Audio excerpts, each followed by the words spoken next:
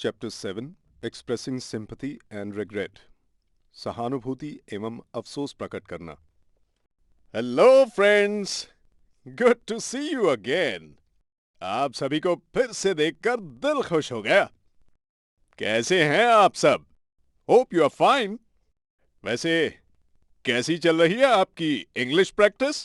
Very good. मुझे आप लोगों से यही उम्मीद थी। चलिए एक मुद्दे की बात बताता हूं, ध्यान से सुनिएगा। हर दिन कोशिश कीजिए कि आम बोलचाल में आप ज्यादा से ज्यादा इंग्लिश वर्ड्स यूज करें। For example, thank you, welcome, how are you, hope you are fine and I am sorry इत्यादि। And by the way, sorry से मुझे याद आया, कल हमने सीखे थे इंग्लिश में कंप्लेन और अपोलोजाइज करने के तरीके। होप आपने प्रैक्टिस कर ही ली होगी। हाँ, वेरी गुड। तो चलिए अब आगे बढ़ते हैं। दोस्तों, जैसा कि आप जानते हैं, आई एम सॉरी कहकर हम जनरली अपोलॉजी एक्सप्रेस करते हैं, ठीक है? इसी तरह आई एम सॉरी का यूज सिंपैथी यानी सहानुभूति जाहिर करने के लिए भी किया जाता है। दोस्तों, सहानुभूति के दो शब्दों में वो जादू होता है जो हमारे मन के गहरे से गहरे जख्म को भी भर देता है। तो आज मैं आपको सिखाऊंगा इंग्लिश में सिंपैथी एक्सप्रेस करने के कुछ आसान तरीके। आइए इसे एक एग्जाम्पल के साथ समझते हैं। मैरी की फ्रेंड डायना एग्जाम में फेल हो गई है, तो देखें मैरी किस तरह अपनी सिंपैथी एक्सप्रेस करती है। Why are you looking so sad, Diana? What happened? I worked so hard, but I couldn't clear my exams. Sad to hear that, Diana. But please don't lose heart. तो दोस्तों, देखा आपने किस तरह Mary ने बड़े ही धीमे से सिंपैथी एक्सप्रेस करते हुए डायना से कहा कि वो उसके दुख को समझ सकती है। जब आप ये कहते हैं कि आई एम सॉरी फॉर यू, तो दुख में शामिल होने का भाव उसमें अपने आप ही आ जाता है। चलिए अब एक और एग्जाम्पल। उधर जैक के फ्रेंड माइकल की जॉब छूट गई है, तो इस सिचुएशन में जैक किस तरह से माइकल को इंग्लिश में सांत्वना देगा, आइए इनकी बातचीत सुनें। You're looking a little upset. Well, actually, Jack, I have lost my job. Oh, I'm so sorry for you. तो यहां आपने देखा कि किसी को मुसीबत में देखकर हम किस तरह सहानुभूति प्रकट कर सकते हैं, जैसे कि जैक ने माइकल की जॉब छूट जाने पर किया।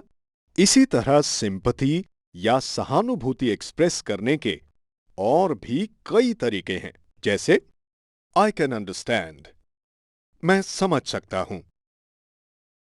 ओह दैट्स सो सैड, ये बहुत ही दुख की बात है।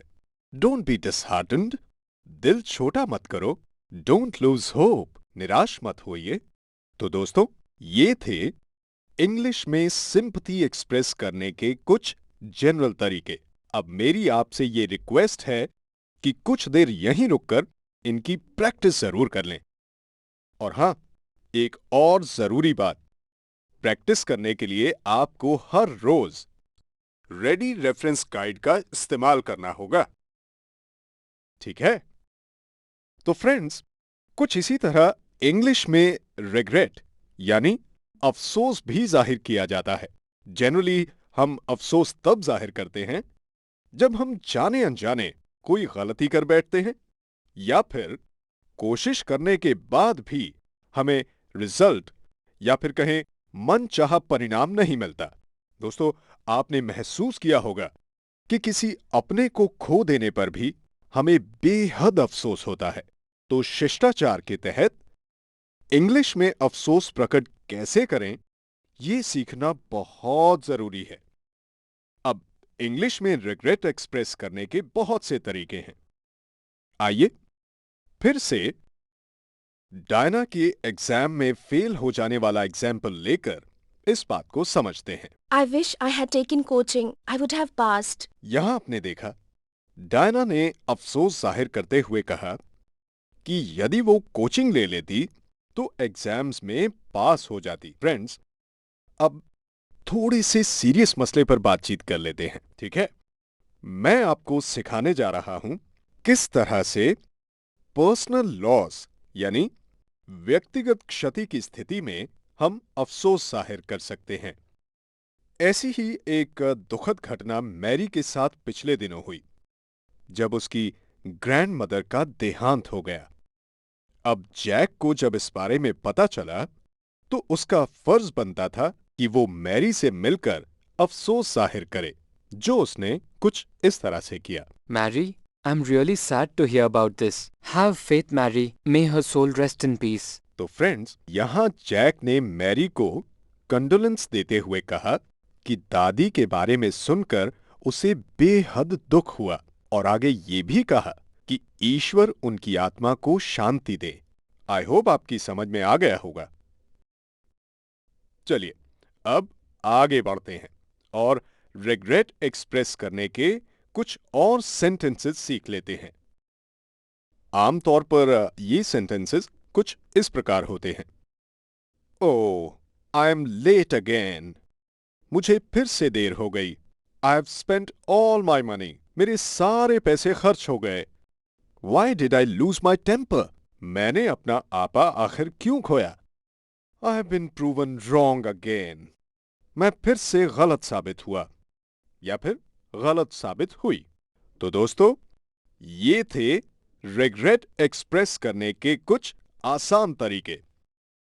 तो आज के चैप्टर में आपने सीखा how to express sympathy and regret. इनकी प्रैक्टिस करना मत भूलिएगा। तो फ्रेंड्स, अब मुझे दीजिए इजाजत। मेरा आपसे विदा लेने का वक्त आ चुका है और मिस्टर टिप भी अभी आते ही होंगे बस। हाँ, तो चलिए अब मैं चलता हूं। आप अपना ख्याल रखिएगा। Goodbye and take care.